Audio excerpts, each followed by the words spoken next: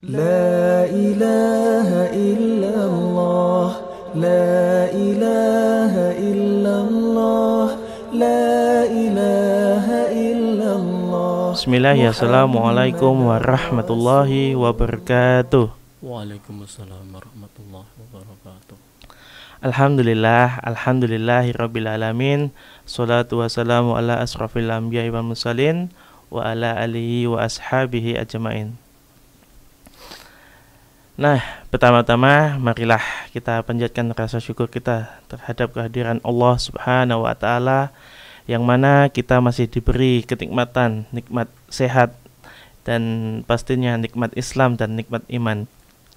Dan tak lupa sholawat serta salam semoga selalu tercurahkan kepada baginda Nabiullah Muhammad SAW, kepada keluarga beliau, kepada sahabat, pada para tabi'in, tabi'ut, dan tentunya kepada seluruh umat muslim yang senantiasa menjalankan sunnah-sunnah beliau.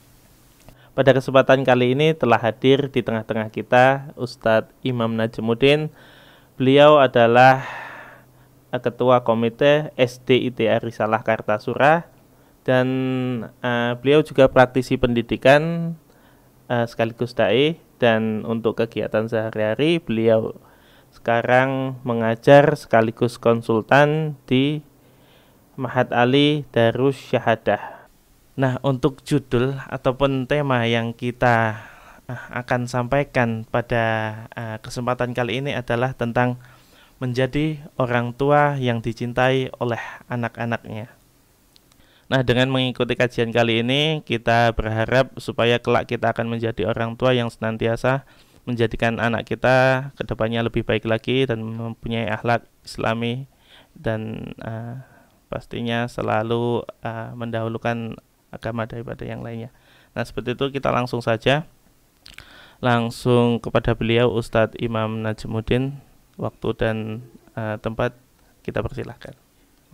Bismillahirrahmanirrahim. Assalamualaikum warahmatullahi wabarakatuh. Waalaikumsalam warahmatullahi wabarakatuh. Innal hamdalillahi nahmaduhu wa nasta'inuhu wa nastaghfiruh wa na'udzu billahi min sururi anfusina wa min sayyiati a'malina. May yahdihillahu fala mudhillalah wa may yudlil fala hadiyalah. Asyhadu an la ilaha illallah wahdahu la syarikalah wa asyhadu anna Muhammadan abduhu wa rasuluh. Allahumma salli ala Muhammad wa ala ali Muhammad. Qala Allah ta'ala fi kitabihil karim. A'udzu billahi minasyaitonir rajim. Ya ayyuhalladzina amanu taqullaha haqqa tuqatih wa la tamutunna illa wa antum muslimun. Wa qala Rasulullah sallallahu alaihi wasallam, fa inna asdaqal hadits kitabullah wa khairal hadi hadi Muhammadin sallallahu alaihi wasallam. Wa syarrul umuri muhdatsatuha wa kullu muhdatsatin bid'ah wa kullu bid'atin dhalalah wa kullu dhalalatin finnar. Para pemirsa yang semoga dimuliakan oleh Allah Subhanahu wa taala, sungguh kebahagiaan bagi kami ketika hadir di acara ini yang sangat luar biasa, yang mana acara ini bertajuk ataupun berjudul tentang bagaimana menjadi orang tua yang dicintai oleh anaknya. Yang tentu materi ini sebenarnya materi biasa, tetapi karena tidak dibiasakan, jadi seolah-olah materi ini adalah materi yang sangat luar biasa. Tetapi ala kulli hal, kita tentu akan menjadi orang tua yang mempunyai anak, dan tentu kita akan dimintai pertanggungjawaban di sisi Allah Subhanahu wa taala yang berkaitan dengan anak kita. Tentu sebagai orang tua, ketika kita ingin membahas berkaitan dengan bagaimana menjadi orang tua yang dicintai, tentu kita harus belajar dulu tentang bagaimana tanggung jawab kita sebagai orang tua. Ketika kita menikah, ya, terkadang kita hanya berpikir, ya, ketika menikah itu hanya ada pertemuan antara laki-laki dan perempuan, setelah itu punya anak, setelah itu sudah tidak ada misi besar untuk bagaimana menjadikan anak-anak kita itu anak-anak yang solih dan solihah, yang mampu untuk mengembalikan, ya, kejayaan kaum muslimin di muka bumi ini. Kemudian hadirin yang semoga dimuliakan oleh Allah Subhanahu wa taala, sebelum kita berlanjut kepada tema kita, bagaimana menjadi orang-orang yang atau menjadi orang tua yang dicintai oleh anaknya, maka terlebih dahulu kita sebenarnya harus membreakdown dulu tentang ketika kita ingin menjadi orang tua yang dicintai, maka sebelum itu kita tentu sebagai pasangan suami istri, sudahkah kita menjadi istri yang dicintai oleh suaminya atau suami yang dicintai oleh istrinya? Sebagai seorang suami istri, kita harus mampu berkolaborasi agar apa? Agar ketika kita mendidik anak itu tidak saling menyalahkan, tidak saling menyerahkan satu tanggung jawab kepada salah seorang pasangan dari kita. Maka tentu ini kita harus ya bersama bagaimana menjadi orang tua yang dicintai oleh anak-anaknya. Tapi sebelum itu kita akan kembali kepada satu tanggung jawab kita. Sebagaimana Allah Subhanahu wa taala telah berfirman dalam surat An-Nisa ayat yang ke-9, Allah Subhanahu wa taala berfirman, "Wal yakhsal ladzina law taraku min khalfihim dzurriyyatan dhi'afan khaufu 'alaihim." Di sini saya berhenti ayat ini. Di sini ada kata-kata lau taroku min khalfihim dzurriyyatan dhi'afan khaufu 'alaihim. Maka Allah Subhanahu wa taala ya menyuruh kepada kita untuk kita takut dan khawatir. Untuk apa kita takut dan khawatir? Untuk takut dan khawatir kalau ketika kita meninggal dunia, kita meninggalkan anak keturunan kita dalam kondisi ya dzurriyyatan dhi'afan, dalam kondisi lemah. Ya, lemah ini lemah dalam apa? Lemah dalam segala-galanya. Lemah imannya, lemah ekonominya, lemah akhlaknya dan lain sebagainya. Maka dari itu ini menjadi tanggung jawab kita sebagai orang tua. Ketika kita ingin dicintai, maka kembalikan kepada tanggung jawab kita sebagai seorang orang tua, sebagai orang tua. Seperti apa? Kalau kita tidak mampu untuk menjadi orang tua dan tidak mau mengambil tanggung jawab ini, maka yang terjadi berhentilah jadi orang tua. Karena tugas orang tua sangat besar dan sangat luar biasa. Kemudian kalau kita kembali lagi kepada tugas orang tua adalah bagaimana mampu mendidik anak-anaknya untuk senantiasa berada di dalam fitrahnya. Yang tentu fitrah yang kita harapkan adalah kembali kepada fitrah Islam. Sebagaimana Rasulullah SAW bersabda, ya, kullu mauludin yuladu 'alal fitrah fa'abawahu. Di sini dikatakan fa'abawahu, kedua orang tuanya lah. Jadi setiap anak itu yang lahir, anak kita lahir itu dalam kondisi fitrah. Fitrahnya apa? Fitrah dalam kebaikan, fitrah dalam Islam. Tetapi sekali lagi fa'abawahu, maka kedua orang tuanya lah yang akan merubahnya. Dalam hadis ini Rasulullah SAW mengatakan yuhawwidanihi au yunassiranihi au yumajjizanihi, menjadi seorang Yahudi, menjadi seorang Nasrani, menjadi seorang Majusi. Itu tergantung siapa? Fa'abawahu, maka kedua orang tuanya lah. Maka di sini mari Bapak Ibu, kita sebelum ingin bagaimana kita dicintai oleh anak kita, maka kita harus kembali kepada tanggung jawab kita sebagai orang tua.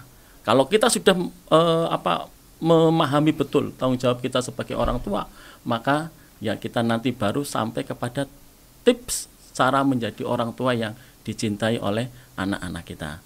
Nah, kita langsung saja untuk bagaimana kita menjadi orang tua yang dicintai oleh anak kita. Yang pertama, yang perlu kita lakukan, luruskan niat kita. Luruskan niat kita ketika kita menikah, niat kita ketika kita memiliki anak. Tolong Bapak Ibu luruskan niatnya.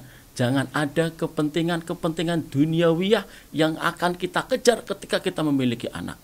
Tetapi memiliki anak adalah salah satu anugerah dari Allah Subhanahu wa taala, amanah yang sangat besar yang Allah berikan kepada kita. Untuk apa? Untuk menjadi khalifah fil ardi, untuk menjadi khalifah di muka bumi ini.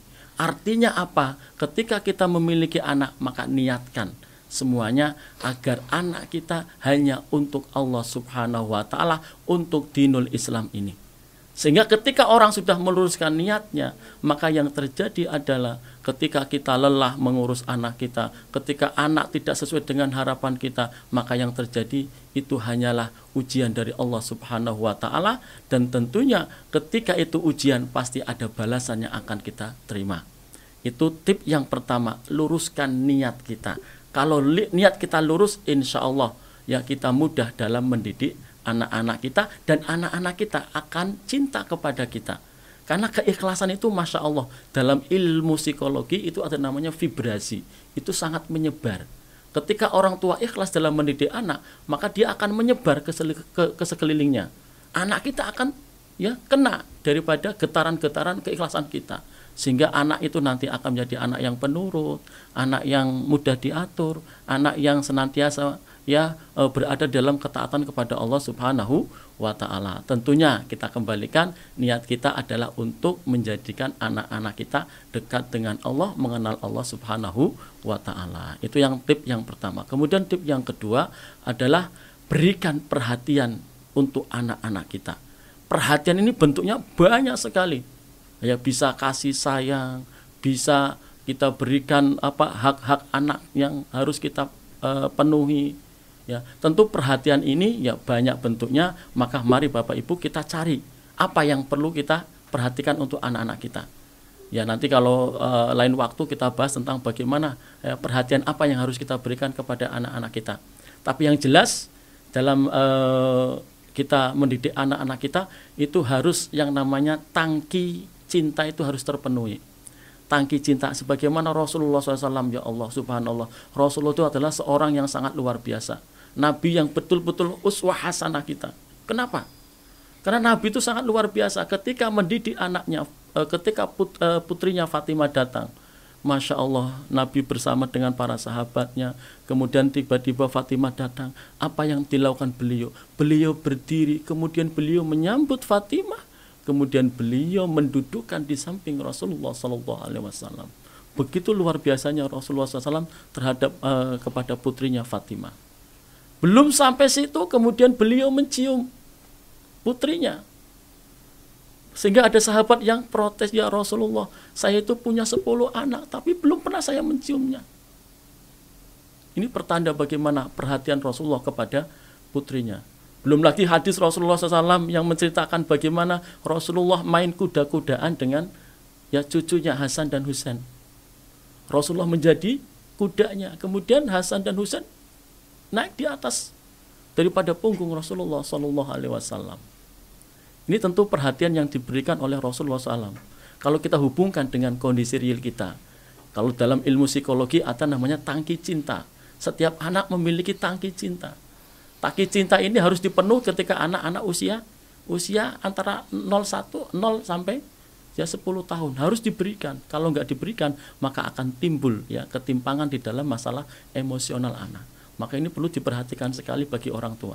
Penuhi tangki cinta anak, maka anak akan menjadi anak-anak yang tadi cinta kepada orang tuanya. Sebagai contoh tangki cinta yang pertama, satu contoh saja, adalah Rasulullah SAW bermain dengan Hasan Husain, main kuda-kudaan. Itu adalah termasuk kategori tangki cinta yang pertama, yaitu waktu berkualitas. Maka Rasulullah berikan. Bagaimana dengan kita sebagai orang tua? Sudahkah kita berikan waktu yang berkualitas untuk anak kita? Contoh yang paling gampang, ketika kita mengajak anak kita ke mall, ke supermarket, apakah kita asik sendiri dengan HP kita? Ataukah kita benar-benar fokus mendampingi anak-anak kita? Ketika anak bermain, apa kita fokus dengan anak kita? Kalau enggak, berarti jenengan belum memberikan waktu berkualitas untuk anak panjenengan. Itu ya, nanti kalau kita kapan-kapan kita bahas tentang tangki cinta seperti apa, bagaimana cara memberikan kepada anak. Sehingga ketika tangki cintanya penuh, maka yang terjadi anak akan cinta kepada kita. Anak mudah untuk kita atur, anak mudah kita untuk arahkan. Kemudian yang ketiga adalah tentang kekompakan orang tua. Kekompakan orang tua ini mampu untuk menjadikan anak-anak kita itu melihat kita itu Masya Allah seperti tim. Ya, tim di dalam sebuah pertandingan atau di sebuah permainan. Ketika kita kompak, anak akan melihat kita, ayah ibuku kompak ya, sehingga dia akan jadi segala sesuatu perkataan dan ucapannya pasti akan dituruti oleh anak-anaknya. kemudian akan menjadikan anak akan cinta kepada kita dengan kekompakan. Jangan sampai seperti ini. Ada contoh yang paling lucu ketika anak-anak saya itu bermain ya, kemudian dia mengatakan, oh Umi nggak boleh, tapi Abah boleh. Ini akan jadi satu pertentangan, dan ini berbahaya dalam mendidik anak. Sehingga anak itu saya akan nurut mana ya, ibu atau bapak, abi atau umi. Maka yang jelas harus kompak. Ketika suami A, maka istri harus A. Ketika istri A, suami harus A juga. Jangan sampai berbeda. Ketika berbeda akan timbul ya kebingungan anak kita, sehingga dia akan berpikir, saya harus nurut mana. Ini yang berbahaya. Ya, bahkan pengalaman kami ketika kami di sebuah lembaga pendidikan itu ada orang tua yang satu pengennya sekolah di sekolah A, yang satu pengennya di sekolah negeri. Akhirnya terpaksa masuk sekolah A, ya akhirnya ibunya nggak setuju karena ibunya pengen di negeri. Ya akhirnya pendidikannya amburadul, anaknya bingung dan sebagainya, sehingga program-program sekolah tidak tercapai dengan baik. Ini yang ketiga. Kemudian yang keempat, konsisten. Cara agar kita dicintai oleh anak kita konsisten dengan aturan-aturan yang kita buat untuk anak-anak kita. Program untuk anak-anak kita harus konsisten. Ketika kita konsisten, anak bangun jam 4:30, kita konsisten 4:30 kita bangunkan. Banyak di antara kita, kegagalan kita, termasuk saya juga ya, kegagalan dalam mendidik anak-anak saya itu adalah tadi tidak konsisten. Mungkin ketika kita mendapatkan ilmu parenting, kita sangat bersemangat sekali. Ya, kita sangat bersemangat untuk mempraktekannya. Setelah seminggu kita lupa dengan ilmu parenting kita. Program-program yang sudah kita tulis, sudah kita sepakati, dilanggar oleh diri kita. Konsistensi penting dalam menjalankan program-program yang sudah ditetapkan di sebuah keluarga. Itu yang keempat. Yang terakhir adalah, yang kelima adalah keteladanan. Ini penting sekali, keteladanan para pemirsa yang semoga dimuliakan oleh Allah Subhanahu wa taala. Keteladanan ini menjadi sebenarnya kunci dari setiap pendidikan, ya, terutama di sebuah keluarga. Karena keteladanan ini sangat berpengaruh besar. Karena anak itu sering melihat apa yang kita lakukan. Bahkan ketika kita menyuruh anak kita, nak jangan main HP, nduk jangan main HP. Tapi ketika orang tuanya main HP, apa yang terjadi? Lah itu apa main HP? Kenapa nyuruh saya nggak boleh main HP? Maka keteladanan penting sekali. Ketika kita menyuruh anak kita tidak banyak main HP, maka yang harus kita lakukan adalah kita tidak main HP di hadapan anak. Bila perlu setelah anak tidur baru kita main HP, boleh. Untuk apa? Untuk memberikan keteladanan. Ada lagi yang mungkin yang kita sering ya, nak jangan sering nonton TV. Tapi orang tuanya 3 jam di hadapan TV, ya naudzubillah min dzalik. Maka ini keteladanan tidak akan berjalan dengan baik. Maka keteladanan ini menjadi kunci bagaimana kita dicintai oleh anak-anak kita. Terutama ketika kita ingin mengajarkan anak rajin sholat. Ya orang tua rajin sholat dululah.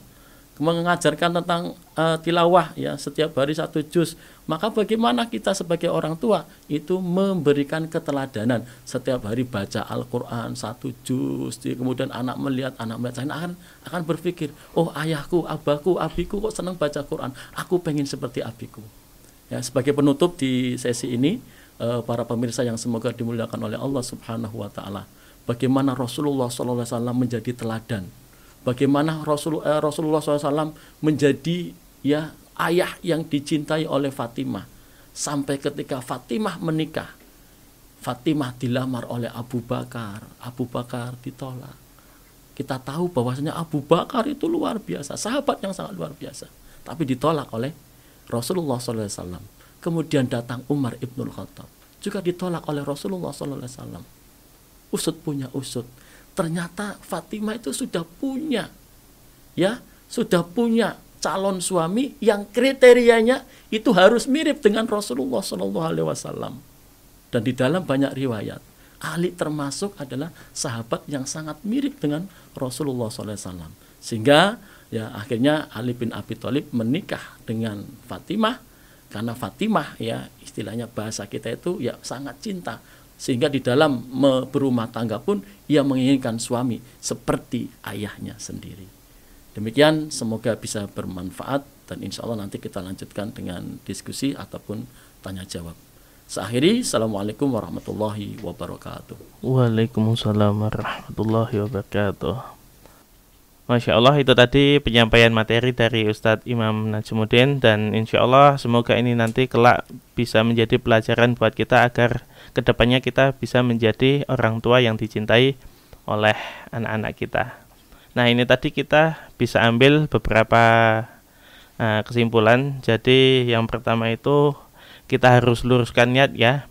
Ketika kita mendidik anak, niat kita harus lurus lillahi ta'ala. Lalu berikutnya memberi perhatian. Nah, ini terkadang jadi hal yang penting untuk anak-anak kita kelak. Jadi perhatian itu emang sangat dibutuhkan. Ketika anak mendapatkan perhatian lebih, mereka akan terasa lebih dekat dengan orang tuanya. Lalu berikutnya kekompakan. Untuk kekompakan tadi alhamdulillah, jadi orang tua itu antara ibu atau ayah ataupun abah dan umi itu harus satu suara ketika mendidik anak. Yang satu A, yang satunya juga harus A, dan begitu pula sebaliknya.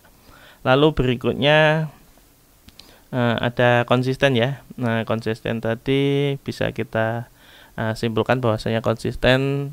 Jadi ketika kita mengajarkan anak, sebisa mungkin kita konsisten, karena ketika kita mendapatkan sebuah materi dan kita bersemangat, oh ya saya harus melakukan ini kepada anak saya. Semisal tadi contohnya ketika anak sudah dibangunkan jam 4:30, nah besoknya jam 6, besoknya jam 7, nah itu tidak konsisten. Nah, harusnya konsisten seperti itu. Lalu berikutnya yang terakhir itu keteladanan. Nah, kita sebagai orang tua juga harus menjadi contoh yang baik, menjadi suri toladan bagi anak-anak kita. Ketika kita melarang anak kita untuk bermain gadget berlebihan ataupun menonton tayangan televisi juga berlebihan, nah kita juga harus mencontohkan kepada anak-anak kita untuk tidak melakukan hal yang kita larang. Itu enggak, Ustadz? Nah, di sini saya akan menyampaikan beberapa mungkin ini pertanyaan jadi Ustadz. Jadi tadi kita kan telah membahas tentang tangki cinta, Ustadz. Nah, tangki cinta itu harus diisi penuh, okay. Nah, untuk di era sekarang, kalau di era dulu di zaman Rasulullah itu memberikan perhatian kepada cucu beliau seperti bermain kuda-kudaan, nah seperti itu. Untuk di era saat ini, Ustadz.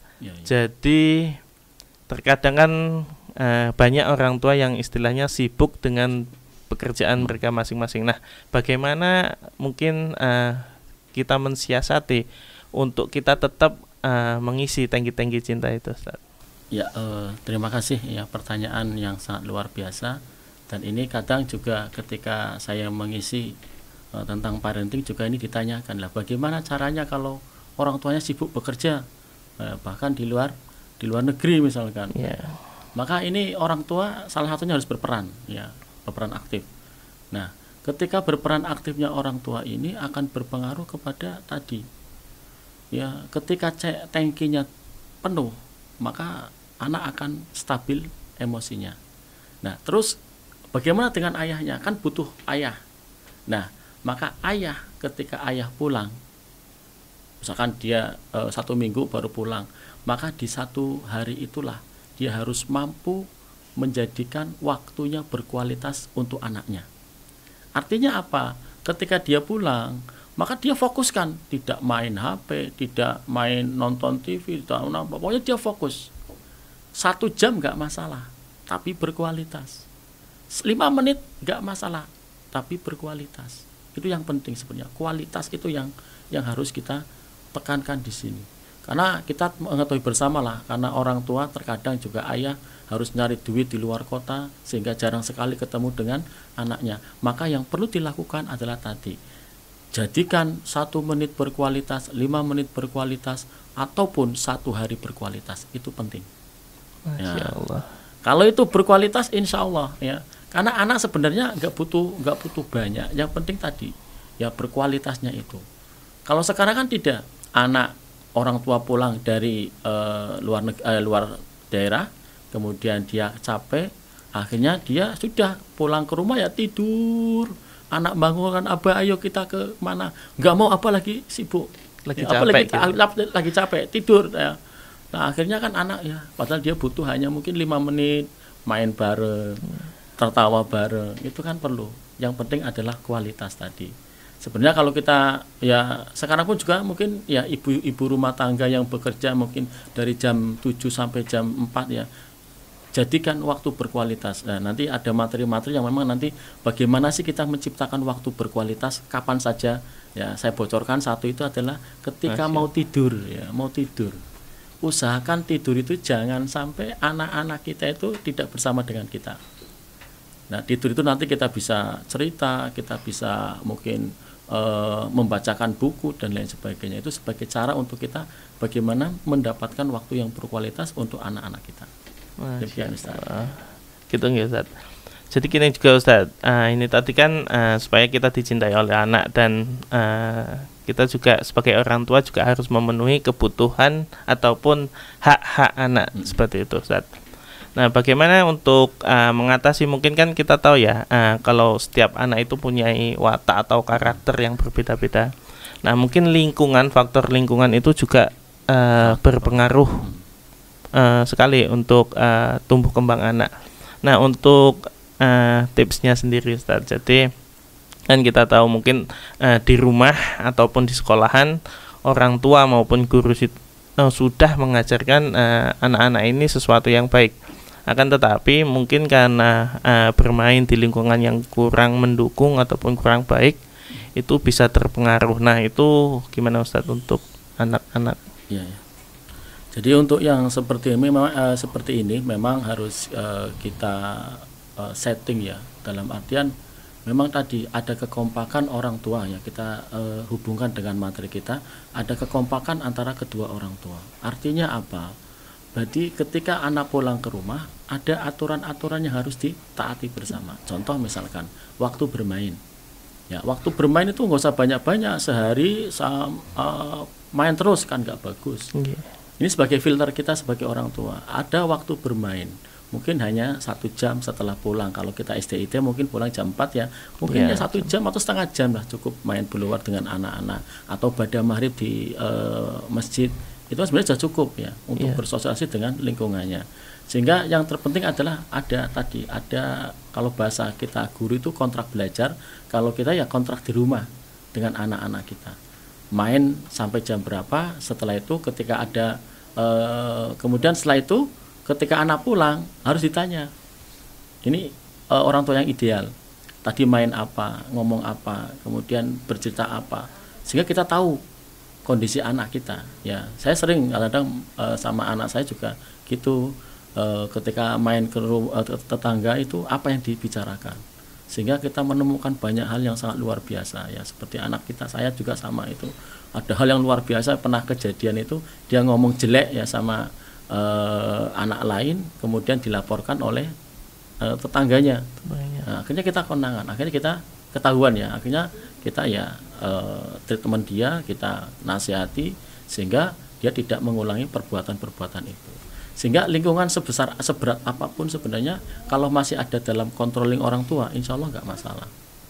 Cuma memang beratnya luar biasa ya kalau memang lingkungannya sangat memang kita harus ekstra, sehingga pembatasan bermain pun harus lebih ketat lagi. Karena yang penting intinya adalah di diri kita sebenarnya, di keluarga kita ada aturan-aturan jelas. Ketika bermain dengan anak yang suka ngomong kasar, ngomong sarung misalkan, ya kita batasi, bila perlu nggak usah main sama mereka. Saya sering anak-anak, hari ini kamu nggak boleh main, ya di rumah saja, seperti itu. Itu tipnya. Ya, Masya Allah. Jadi adanya perjanjian atau kontrak di rumah ataupun controlling dari orang tua itu juga sangat berpengaruh terhadap tumbuh kembang anak. Mungkin itu ya Ustadz ya untuk pertanyaan kali ini. Mungkin kalau ada yang ingin saya tanyakan mungkin di lain waktu kita bisa sempatkan untuk kajian lagi. Nah, mungkin dari Ustadz ada sedikit kesan untuk pemirsa di rumah. Terima kasih untuk penutup. Saya ingin sampaikan kepada diri saya dan Bapak Ibu pemirsa di rumah untuk mendidik anak-anaknya, tentu ini harus kita terus lakukan ya, belajar terus. Karena dengan belajar itu banyak ilmu yang akan kita dapatkan, kemudian bisa kita terapkan kepada anak-anak kita. Kemudian yang terpenting daripada pertemuan kita kali ini adalah bagaimana kita menjadi orang tua yang dicintai anak. Itu adalah nanti kembali kepada kita, bagaimana kita mendidiknya. Kalau mendidik kita baik sesuai dengan aturan-aturan Allah, sesuai dengan contoh dari Rasulullah SAW, insya Allah itu akan secara otomatis, bahasanya itu otomatis anak akan cinta kepada kita. Karena ketika pendidikan kita sesuai dengan aturan Allah, aturan Rasulullah, maka anak pun akan mengikuti apa yang kita arahkan. Jadi memang intinya seperti itu. Kemudian sebagai closing akhir adalah mendidik anak adalah ibadah. Ini yang jarang dimaknai bersama oleh orang tua. Mendidik anak itu adalah ibadah. Ibadah itu ada aturan. Ibadah itu ada pahalanya. Maka ketika kita mendidik anak-anak kita, kemudian kita ikhlas dalam mendidiknya, tidak marah-marah, tidak emosi dan lain sebagainya, maka disitulah ada pahala yang besar yang sedang menanti kita. Apalagi kalau anak kita menjadi anak-anak yang sukses dunia dan akhiratnya, dan bisa membawa perubahan untuk Islam yang tentunya menjadi agama kita sampai kapanpun. Demikian dari saya kembalikan kepada Ustaz. Masya Allah, jazakumullah khairan kasiran Ustadz untuk materinya. Semoga pada kajian kali ini bisa menambah ilmu kita supaya kedepannya kita bisa menjadi sosok yang dicintai oleh anak-anak kita. Nah, untuk teman-teman sekalian, jangan lupa tetap di like, komen, dan subscribe supaya bisa tetap mengikuti video-video dari kami. Saya akhiri, billahi taufiq wal hidayah. Wassalamualaikum warahmatullahi wabarakatuh. Waalaikumsalam. La ilaha illallah, la ilaha illallah, Muhammadar Rasulullah.